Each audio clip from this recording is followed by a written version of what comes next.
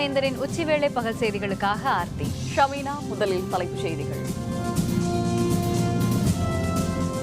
தமிழகத்தில் பேரவை தேர்தலுக்கான ஏற்பாடுகள் தீவிரம். தொடங்கியது தேர்தல் அலுவலர்களுக்கான பயிற்சி.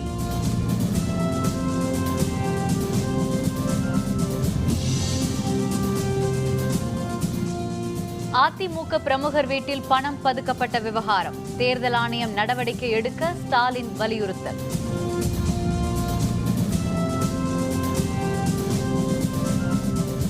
முழு மதவிலக்கு பற்றி பேச திமுக அதிமுகவுக்கு தகுதியில்லை. வேட்பாளர் அறிமுக கூட்டத்தில் ரா முத்தரசன் பேச்சு.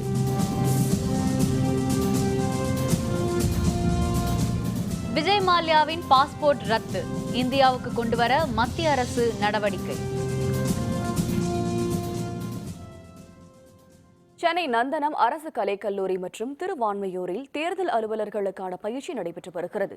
சென்னை மற்றும் சுற்றுவட்டார பகுதிகளில் 16 பேரவை தொகுதிகளுக்கான தேர்தல் அலுவலர்கள் இந்த பயிற்சியில் பங்கேற்றுள்ளனர். இது பற்றிய விரிவான விவரங்களை தருகிறார் நமது செய்தியாளர் விக்னேஷ். 2016 தமிழக சட்டப்பேரவை தேர்தல் வருகிற மே 16ஆம் தேதி நடைபெற உள்ளது. இதில் சென்னை மண்டலத்தை உள்ளடக்கிய 16 சட்டப்பேரவை தொகுதிகளில் வாக்குப்பதிவு மையங்களில் பணியாற்றக்கூடிய தேர்தல் அதிகாரிகளுக்கு முதற்கட்டமான பயிற்சி இன்று தொடங்கியுள்ளது. சென்னை அரசு நந்தனம் கல்லூரி மற்றும் திருவான்மையூரில் இந்த பயிற்சிகள் நடைபெற்று வருகின்றன. இங்கு 1500 தேர்தல் அதிகாரிகளுக்கும் திருவான்மையூரில் 1500 தேர்தல் அதிகாரிகளுக்கும் இந்த முதற்கட்ட பயிற்சிகள் நடைபெற்று வருகின்றன. இதில் தேர்தல் நாள் அன்று தேர்தல் அதிகாரிகள் பின்பற்ற வேண்டிய விதிமுறைகள், வாக்குப்பதிவு எந்திரத்தை எப்படி கையாள்வது, பதற்றமான வாக்குச்சாவடியில் எப்படி நடந்து கொள்வது உள்ளிட்ட பல்வேறு விஷயங்கள் அவர்களுக்கு விவரிக்கப்பட்டு வருகிறது. இவை அனைத்தும் LED திரை மூலம் அவர்களுக்கு விரிவாக மாதிரி வாக்கு மையம் அமைத்து அவர்களுக்கு விரிவான முறையில் பயிற்சி அளிக்கப்பட்டு வருகிறது. 2ஆம் கட்ட பயிற்சி வருகிற மே 7ஆம் தேதியும் 3வது கட்டமாக மே 15ஆம் தேதியும் இந்த பயிற்சிகள் நடைபெறும் என அறிவிக்கப்பட்டுள்ளது. வேந்தர் செய்திகளுக்காக சென்னை அரசு நந்தனம் கல்லூரியிலிருந்து ஒளிப்பதிவாளர் கார்த்திக்குடன் எஸ் விக்னேஷ். கரூரில் அதிமுக பிரமுகர் வீட்டில் பணம் பதுக்கி வைக்கப்பட்டது குறித்து தேர்தல் ஆணையம் இனியாவது நடவடிக்கை எடுக்க வேண்டும் என்று திமுக பொருளாளர் ஸ்டாலின் வேண்டுகோள் விடுத்துள்ளார். கன்னியாகுமரியில் நடைபெற இருக்கும் தேர்தல் பிரச்சார கூட்டத்தில் கலந்து கொள்வதற்காக சென்னை விமான நிலையம் வந்த அவர் செய்தியாளர்களுடன் பேசினார். வரும் 27ஆம் தேதி கொளத்தூரில் வேட்புமனு தாக்கல் செய்ய இருப்பதாக தெரிவித்த அவர் அதிமுகவுக்கு ஆதரவாக தேர்தல் ஆணையம் செயல்படுவதாக தெரிவித்தார். பேரவைத் தேர்தல் முடிவடைந்தவுடன் இதுகுறித்து திமுக தலைவர் கருணாநிதி நடவடிக்கை எடுப்பார் என்றும் அவர் மேலும் தெரிவித்தார். முதலமைச்சர் அலுவலகத்தில் தொடர்பு வச்சுக்கிட்டு தலைமைச் செயலாளரோட தொடர்பு வச்சுக்கிட்டு திட்டமிட்டு இதை மூடி வைக்கிறதுக்கு எவ்வளவோ முயற்சியெல்லாம் பண்ணாங்க. ஆனால் அதிகம் மீறி வந்திருக்கு. நிச்சயமாக அது ஜனநாயகத்துக்கு விரோதமானது. எனவே இப்பயாவது தேர்தல் ஆணையம் விழிப்படைஞ்சு வேகப்படுத்தணும். இந்த தேர்தலுக்கு பிறகு யார் யார் இந்த தவறை செஞ்சாங்களோ அவங்க மேலெல்லாம் நிச்சயமாக கலைஞர் அவர்கள் நடவடிக்கை எடுப்பார். கடனை திருப்பிச் செலுத்தாத வழக்கில் விஜய் மல்லையாவின் பாஸ்போர்ட் ரத்து செய்துள்ள மத்திய வெளியுறவுத்துறை அமைச்சகம் அவரை இந்தியா கொண்டு வரும் நடவடிக்கைகளை தீவிரப்படுத்திவிட்டுள்ளது. ஸ்டேட் வங்கி உள்பட பல்வேறு வங்கிகளில் 900 கோடி ரூபாய்க்கு மேல் கடன் பெற்று அதனை திருப்பிச் செலுத்தாத வழக்கை மத்திய அமலாக்கத்துறை விசாரித்து வருகிறது. தற்பொழுது பிரிட்டனில் இருக்கும் அவரது பாஸ்போர்ட்டை ரத்து செய்ய வேண்டும் என்று வெளியுறவுத்துறை அமைச்சகத்திற்கு அமலாக்கத்துறை வேண்டுகோள் விடுத்துள்ளது. அதனையடுத்து மல்லையாவின் பாஸ்போர்ட் ரத்து செய்துள்ள மத்திய வெளியுறவுத்துறை அமைச்சகம் அவரை இந்தியா கொண்டு வரும் முயற்சிகளில் ஈடுபட்டுள்ளதாக தகவல் வெளியாகியுள்ளது. देखेंगे वो क्या क्या कारण के ऊपर उन्होंने रिवोक किया है और कोई रीजंस है और पूरा वो जब स्टेटमेंट पूरा उनका बाहर आने के बाद ही पता चलेगा कि उसके कारण क्या है. கால மாற்றத்திற்கு ஏற்ப சட்டங்களை மாற்றி அமைக்க வேண்டும் என்று பிரதமர் நரேந்திர மோடி வலியுறுத்தியுள்ளார். டெல்லியில் நடைபெற்ற மாநில முதல்வர்கள் மற்றும் உயர்நீதிமன்ற நீதிபதிகள் மாநாட்டில் பிரதமர் மோடி உரையாற்றினார். கால மாற்றத்துக்கு ஒவ்வாத சட்டங்களால் எந்த பயனும் இல்லை என்று தெரிவித்த அவர் அதுபோன்ற சட்டங்களை மாற்றி அமைப்பது கட்டாயம் என்று தெரிவித்தார். அவ்வாறு மாற்றியமைத்தால் மட்டுமே அன்றாட நடைமுறைகளுக்கு ஏற்ப அனைத்து தரப்பினருக்கும் சட்டங்களால் பயன் ஏற்படும் எனவும் அவர் மேலும் தெரிவித்தார். நாடாளுமன்ற கூட்டத்தொடரை சுமூகமாக நடத்துவது தொடர்பாக மக்களவைத் தலைவர் சுமித்ரா மகாஜன் அனைத்துக் கட்சி கூட்டத்தில் இன்று ஆலோசனை மேற்கொண்டார். நாடாளுமன்ற நிதிநிலை அறிக்கை கூட்டத்தொடரின் முதல் அமர்வு பிப்ரவரி 23ஆம் தேதி தொடங்கி மார்ச் 16ஆம் தேதி வரை நடைபெற்றது. இதனையடுத்து நாளை தொடங்கும் 2வது அமர்வு மே 13ஆம் தேதியுடன் நிறைவு பெறுகிறது. வட மாநிலங்களில் நிலவும் வரலாறு காணாத வறட்சி, உத்தரகண்ட் மாநிலத்தில் குடியரசுத் தலைவர் ஆட்சி, விஜய் மல்லையா விவகாரம் உள்ளிட்ட பல்வேறு பிரச்சினைகளை எழுப்ப எதிர்க்கட்சிகள் திட்டமிட்டுள்ளன. திட்டமிட்டுள்ளனர்.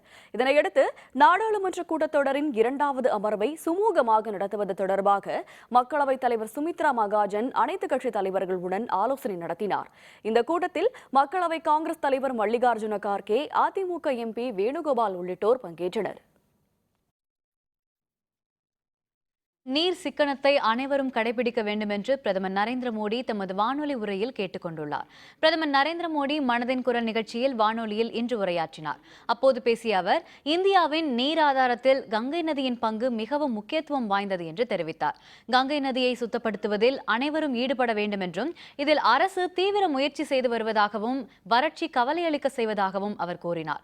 இந்த காலகட்டத்தில் நீரை சேமிப்பது மிகவும் முக்கியமானதாக உள்ளது என குறிப்பிட்ட மோடி, மழை நீரை சேமிக்கவும் பாதுகாக்கவும் பிரச்சாரம் செய்ய வேண்டும் என்றும், குடிநீரை சேமிக்கவும் சிக்கனமாக பயன்படுத்தவும் விழிப்புணர்வு பிரச்சாரம் மேற்கொள்ள வேண்டும் எனவும் கூறினார். மேலும் மாணவர்களின் கேள்விக்கு பதிலளித்த பிரதமர் மோடி, மாணவர்களின் கவனம் கற்றலில் மட்டுமே இருக்க வேண்டும் என்று பிரதமர் அறிவுறுத்தினார். இளைஞர்கள் விளையாட்டு மற்றும் அனைத்து துறைகளிலும் ஆளுமையை வளர்த்துக் கொள்ள வேண்டும் எனவும் பிரதமர் மோடி கூறினார்.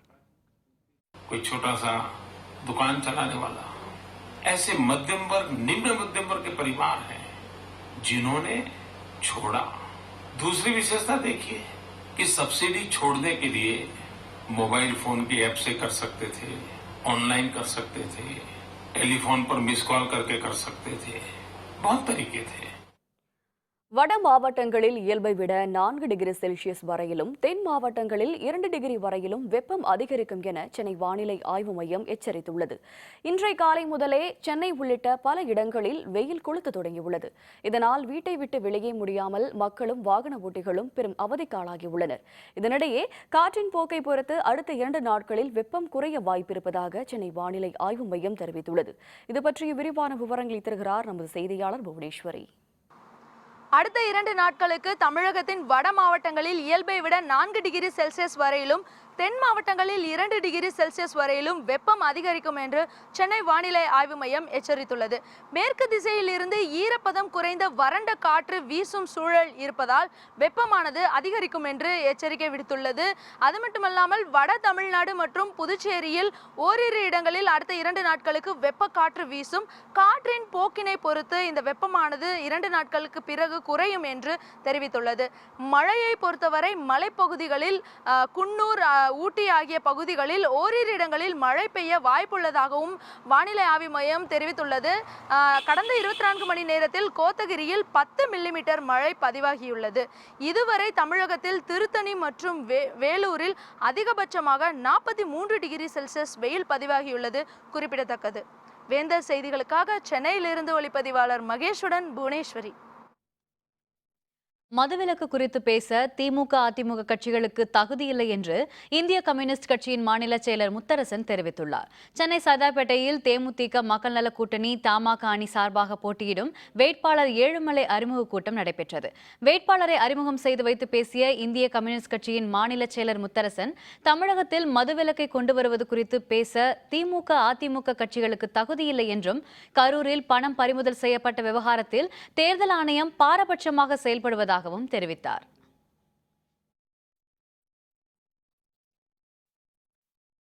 முதல்வர் ஜெயலலிதா, திமுக தலைவர் கருணாநிதி நாளை மனு தாக்கல். விறுவிறுப்பாகும் தமிழக தேர்தல் களம். விவரம் விளம்பர இடைவேளைக்கு பிறகு.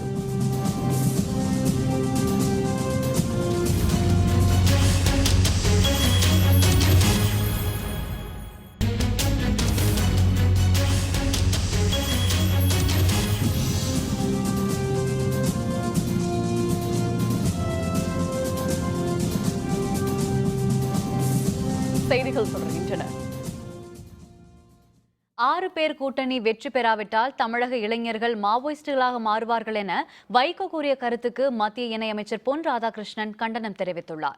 தூத்துக்குடி மாவட்டம் ஒட்டப்பிடாரம் சட்டப்பேரவை தொகுதி பாரதிய ஜனதா கட்சி வேட்பாளரை ஆதரித்து மத்திய இணையமைச்சர் பொன் ராதாகிருஷ்ணன் பிரச்சாரம் மேற்கொண்டார்.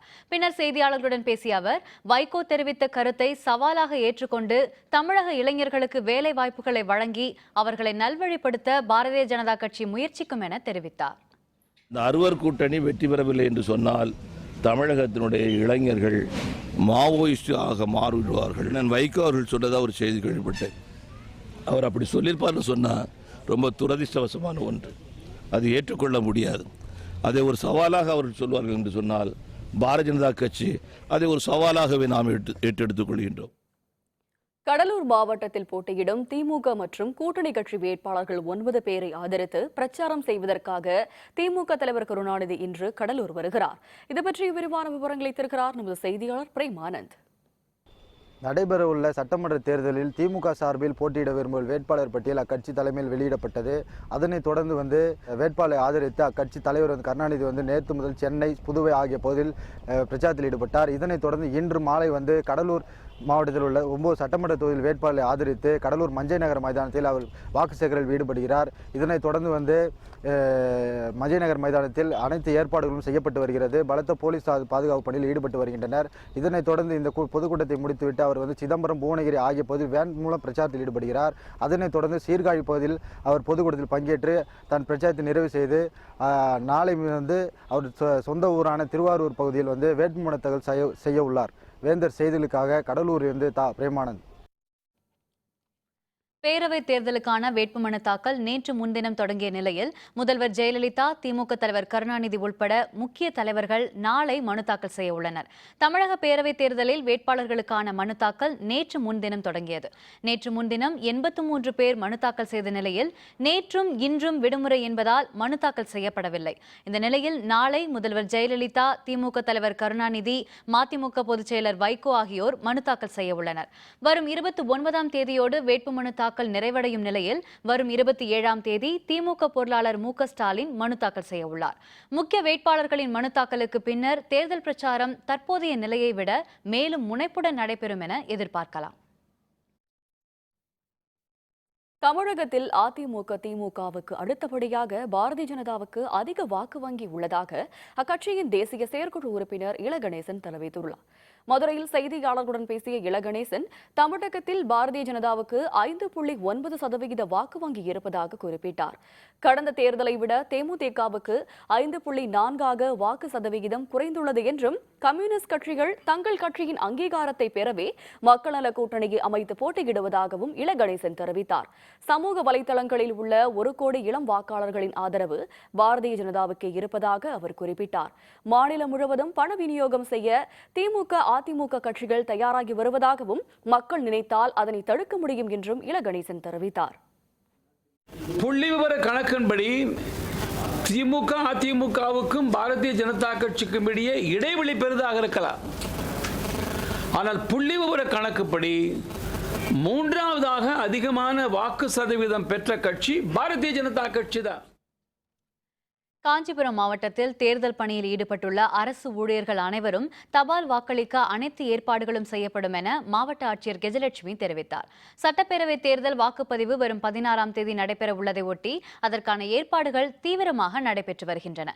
இதன்படி காஞ்சிபுரம் மாவட்டத்தில் வாக்குச்சாவடிகளில் பணியாற்ற உள்ள 19,753 ஊழியர்களுக்கான பயிற்சி வகுப்புகள் 3 கட்டங்களாக நடைபெறுகிறது.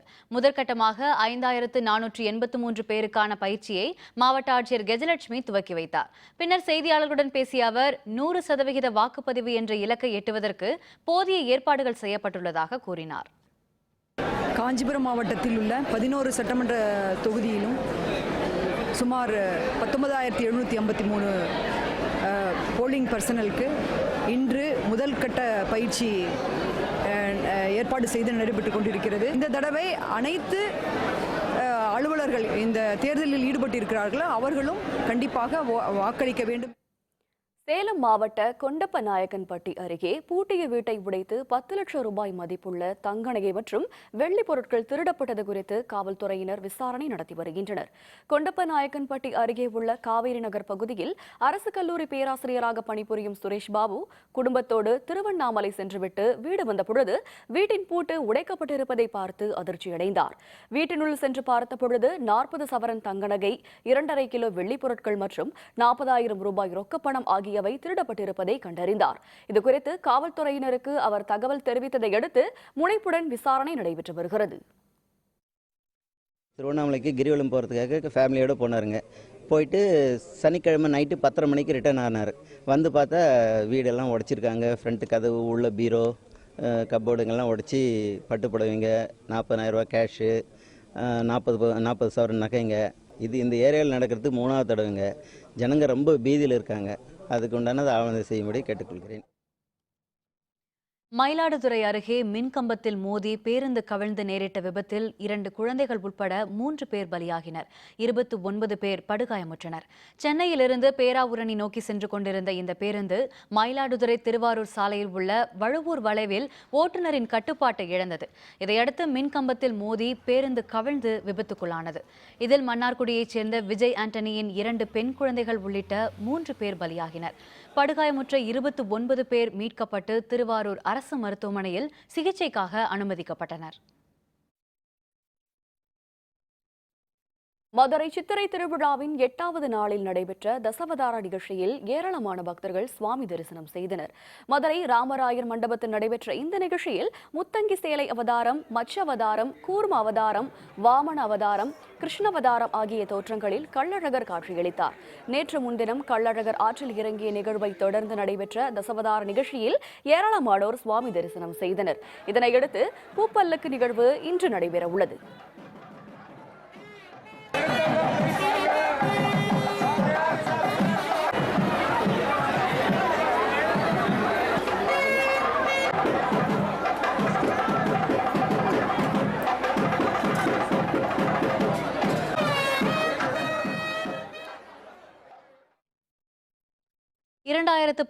தமிழக சட்டப்பேரவை தேர்தலுக்கான பிரச்சாரங்கள் விறுவிறுப்பு பெற்றுவிட்டன. அதிமுக, திமுக என ஆட்சிகள் மாறிக்கொண்டே இருந்தாலும் தொகுதிகளில் காட்சிகள் மாறவில்லை என்கிறார்கள் மக்கள். வேந்தர் செய்திகளின் தொகுதி சுற்றில் இன்று காஞ்சிபுரம் பேரவை தொகுதி.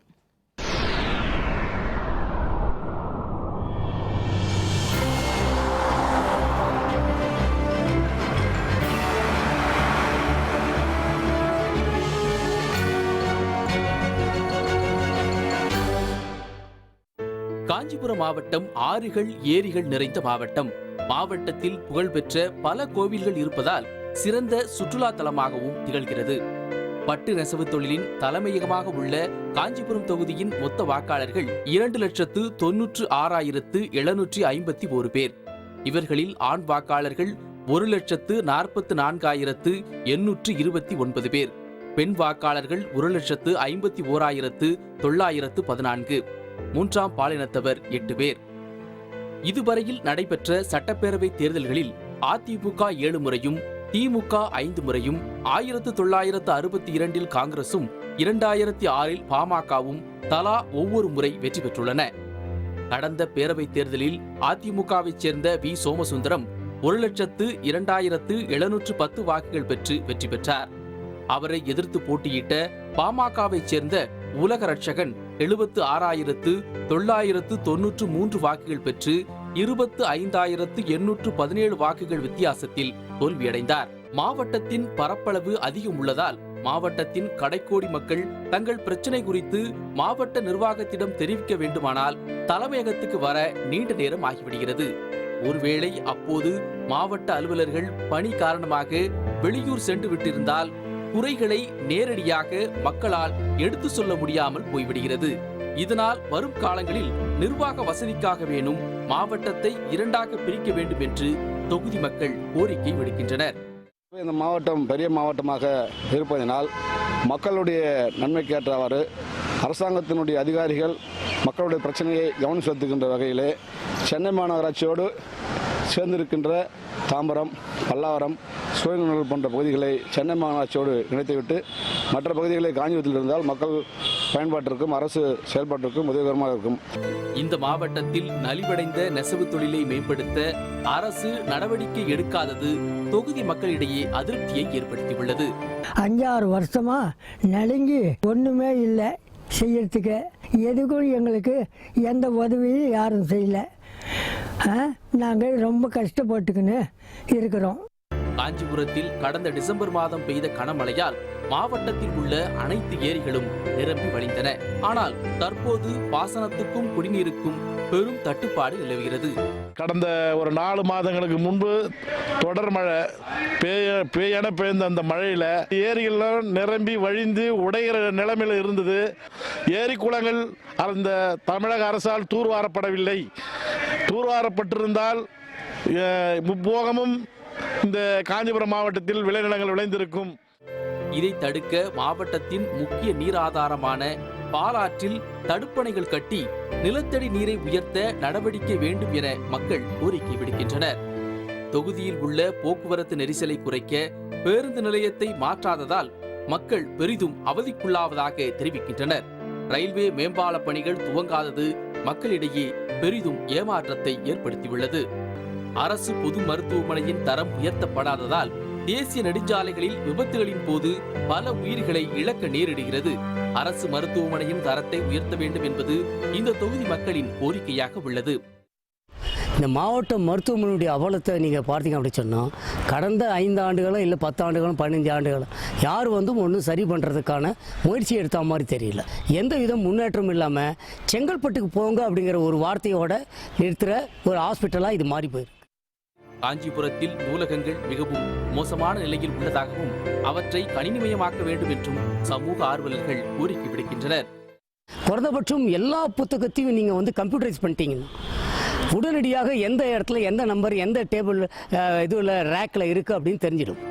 எந்த கட்சி வேட்பாளர் வெற்றி பெற்றாலும் இந்த பெரிய தொகுதியின் கோரிக்கைகளை நிறைவேற்றி குறைகளை தீர்க்கும் வகையில் செயல்பட வேண்டும் என்பதே காஞ்சிபுரம் தொகுதி மக்களின் எதிர்பார்ப்பாக உள்ளது.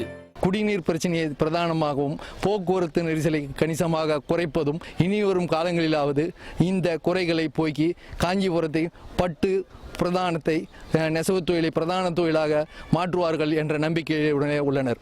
வேந்தர் செய்திகளுக்காக காஞ்சிபுரத்திலிருந்து சு பாஸ்கரன். 18 சுற்றுகளாக நடைபெற்ற கார் பந்தயம். நியூசிலாந்து வீரர் ஹேடன் பேடன் முதலிடம். விவரம் விளம்பர இடைவேளைக்கு பிறகு.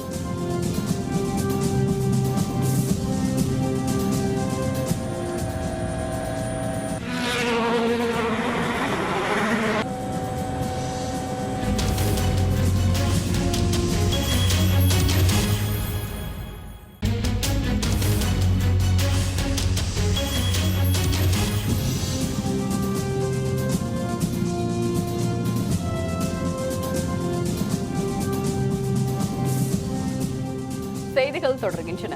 இனி அயலக செய்திகள்.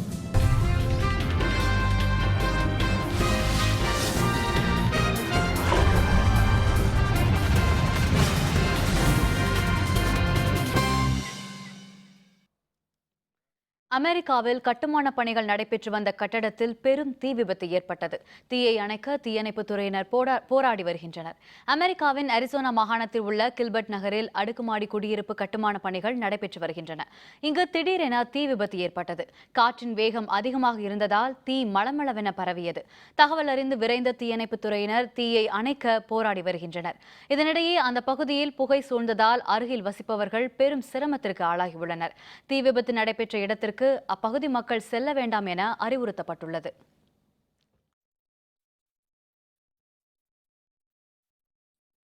கடலின் நடுவே நீர்மூழ்கி கப்பலில் இருந்தபடி நடத்தப்பட்ட கண்டம் விட்டு கண்டம் தாவும் ஏவுகணை பரிசோதனை வெற்றியடைந்ததாக வடகொரியா அறிவித்துள்ளது.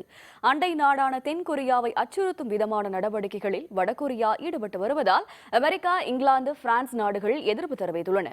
இந்நிலையில் கடலின் நடுவே நீர்மூழ்கி கப்பலில் இருந்தபடி கண்டம் விட்டு கண்டம் தாவும் ஏவுகணை பரிசோதனை வெற்றிகரமாக நடைபெற்றதாக வடகொரியா அறிவித்துள்ளது. வடகொரிய நாட்டின் கிழக்கு கடல் பகுதியில் இருந்து அதிபர் கிம் ஜாங் உன் பார்வையில் ஏவப்பட்ட இந்த அதிநவீன ஏவுகணை சுமார் 30 கிலோமீட்டர் பாய்ந்து சென்று குறிப்பிட்டிருந்த இலக்கை வெற்றிகரமாக தாக்கியதாகவும் இதன் மூலம் வடகொரிய கடற்படையின் அணு ஆயுத வல்லமை நிரூபிக்கப்பட்டுள்ளதாகவும் அந்நாட்டு ஊடகங்கள் செய்தி வெளியிட்டுள்ளன.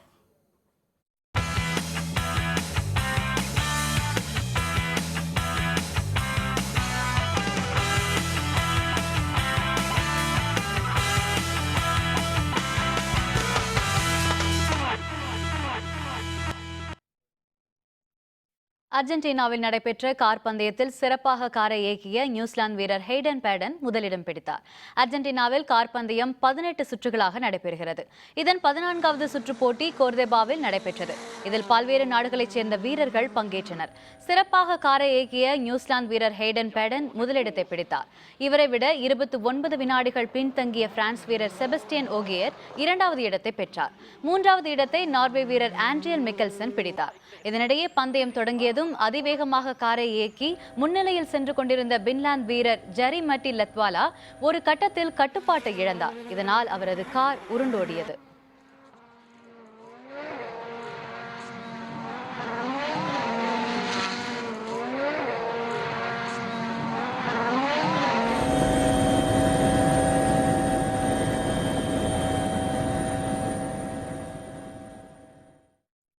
IPL கிரிக்கெட் தொடரில் இன்று 2 லீக் போட்டிகள் நடைபெற உள்ளன. குஜராத் அணி பெங்களூரு அணியுடனும் புனே அணி கொல்கத்தா அணியுடனும் மோதுகிறது. குஜராத் மாநிலம் ராஜ்கோட்டில் மாலை 4 மணிக்கு தொடங்கும் முதல் போட்டியில் சுரேஷ் ரெய்னா தலைமையிலான குஜராத் லயன்ஸ் அணி விராட் கோலி தலைமையிலான ராயல் சேலஞ்சர்ஸ் பெங்களூரு அணியை எதிர்கொள்கிறது. மற்றொரு போட்டி ரைசிங் புனே சூப்பர் ஜெயின்ஸ் அணி கொல்கத்தா நைட் ரைடர்ஸ் அணியுடன் மோதுகிறது. இந்த போட்டி மகாராஷ்டிரா மாநிலம் புனேவில் இரவு 8 மணிக்கு தொடங்குகிறது. மீண்டும் தலைப்புச் செய்திகள். தமிழகத்தில் பேரவைத் தேர்தலுக்கான ஏற்பாடுகள் தீவிரம். தொடங்கியது தேர்தல் அலுவலர்களுக்கான பயிற்சி.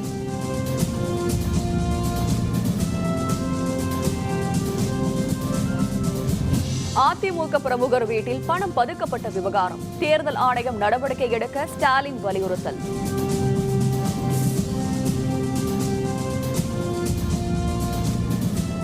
முழு மதுவிலக்கு பற்றி பேச திமுக அதிமுகவுக்கு தகுதி இல்லை. வேட்பாளர் அறிமுக கூட்டத்தில் ரா முத்தரசன் பேச்சு.